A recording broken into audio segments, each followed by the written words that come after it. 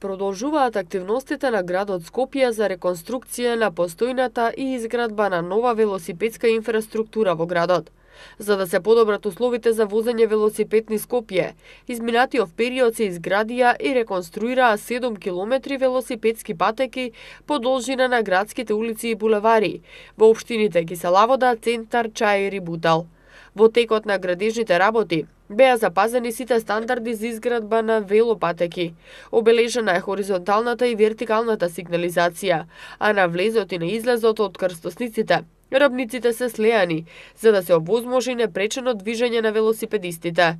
Во последниот период, нови пешачко-велосипедски патеки добија булеварот Борис Трајковски на потегот од поранешната фабрика Стакларница до бараките на општина Киселовода во должина од 3029 метри, на потегот од рампа до крстосницата со булеварот Крушевска република во должина од 103 метри. Улицата 11 октомври, на потег од крстосницата со булеварот Крушевска република до крстосницата со булеварот Кочо Рацин во должина од 1332 метри. Булеварот Крсте Мисирков од крстосницата со булеварот Кузман Јосифовски Питу до клучката кај Битпазар, вкупно 1704 метри. Улицата Буталска од улицата Босна и Херцеговина до крстосницата со улицата Душко Поповиќ, вкупно 620 метри.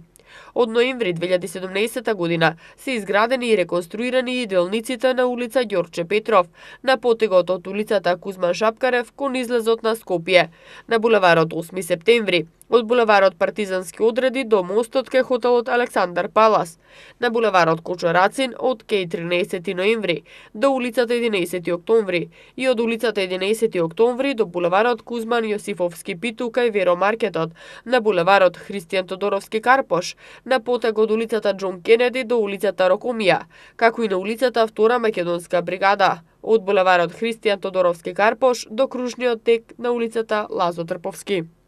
Во тек е изградба на велосипедските патеки на булеварот Србија, на потегот од крстосницата со булевар Борис Трајковски до крстосницата со булеварот Асном, на булеварот Киро Глигоров, на потег од крстосницата со булевар Асном до клучката во Автокоманда, како и на булеварот Митрополит Теодосиј Гологанов наспроти млечниот ресторан.